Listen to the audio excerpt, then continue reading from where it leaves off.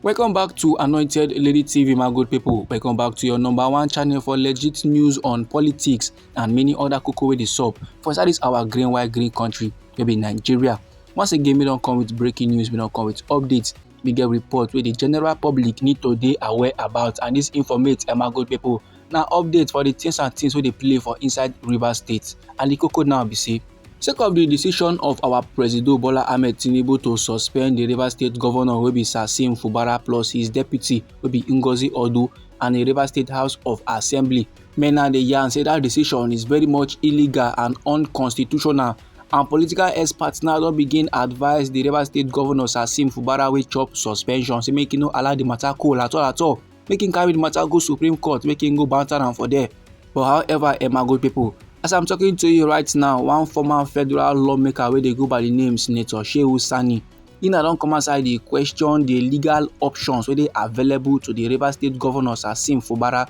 based on the ongoing political crisis for inside Rivers State. During one interview now wey the former Senator Sani get with Tori people, Nigerian come dey yarn say normally the political crisis wey dey play for inside Rivers State, the tensions wey don arise wey come last lead to the suspension of the Rivers State Governor wey be Sasim Fubara plus the deputy governor wey be Dr. Ngozi Odu and members of the Rivers State House of Assembly. We don already match line, the thing don go too far and e don already defy multiple interventions wey dey include legal, political or even spiritual solutions sef. He say this matter now e don pass be careful, so e no get as e wan be. Now in dey yarn all this level because say men don already dey throw concerns about whether legal proceedings go fit resolve the standoff between the two factions. Men now don already dey urge the Rivers State Governor say make him carry the matter go Supreme Court. So that na why im come outside now dey throw this piece of advice dey give men for inside Rivers State and men wey dey diaspora. And the former federal lawmaker now dey advise men say this case, so this political beef between the two factions, that is Nyesom Wike and the Rivers State Governor wey be Sasim Fubara and even the 27 lawmakers, make dem no forget say the case don land for the table of the Supreme Court, and the Supreme Court sef come rule in favour of the 27 lawmakers wey align against the Rivers State Governor. And these 27 lawmakers, the person wey be their backbone, the person wey be their oga, the person wey dey give them the green card, wey dey give them the go ahead, wey dey give them the order to operate as they like to operate, na the former governor of the state wey don become the minister of FCT, and that's na oga Nyesom Wike.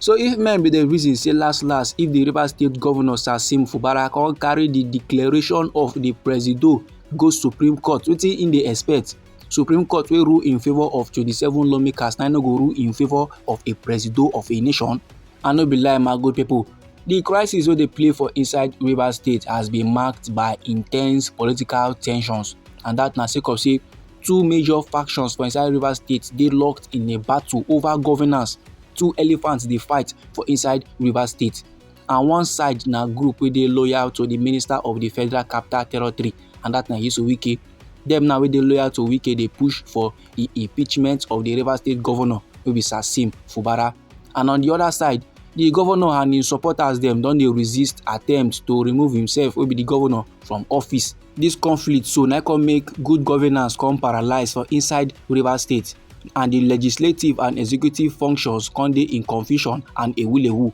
Now during the interview wey the former federal lawmaker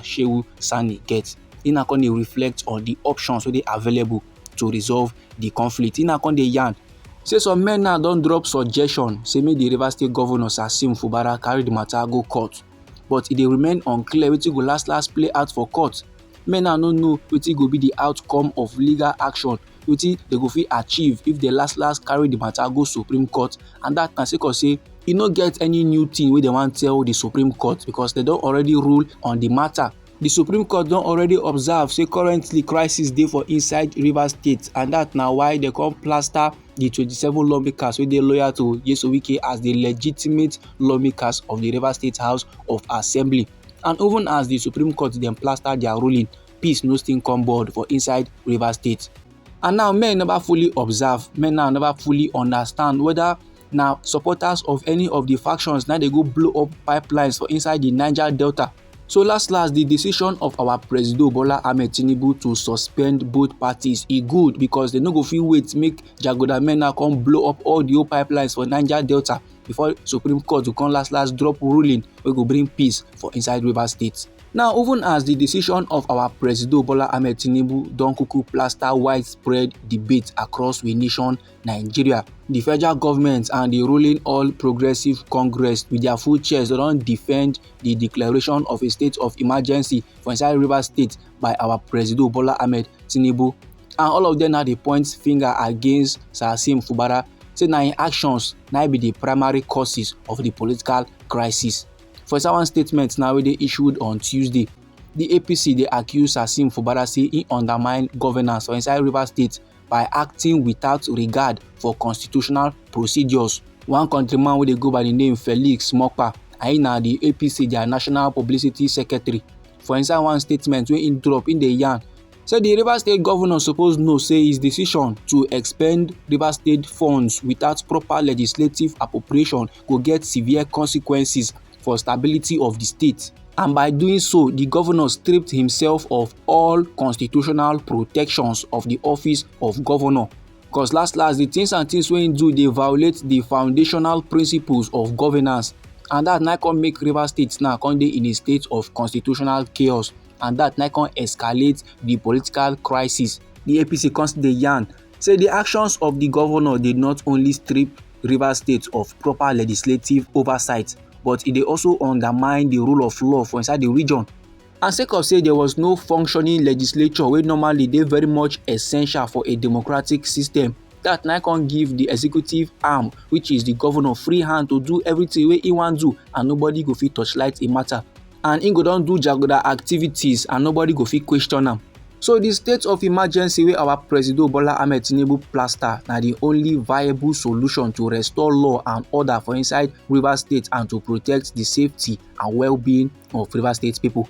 Now, even as the APC dey in support, opposition parties they are not in support at all. Many parties now dey criticize the decision. Many parties now dey claim say the decision dey undermine democratic processes and e dey suppress decent voices. The People's Democratic Party in particular don condemn the state of emergency. Dem na dey yarn say that na politically motivated action wey dey aimed at stiffening opposition voices. So this, my good people, na the information I wan share give the general public. Now, anyhow this matter be you for body, or if you be say you get contribution about the topic, no let anybody or anything stop you. Feel free make you drop am inside our comment section. Once again, now we be Anointed Lady TV, and our hobby now to dey give you legit news on politics and many other koko wey dey sup for inside this our green country, maybe Nigeria. So if you be say you like this update and you go like to dey receive more, then sharply make you subscribe to our channel and make you put on the notification bell, so that as they bring more news they come, now you go first get the update and you go even get them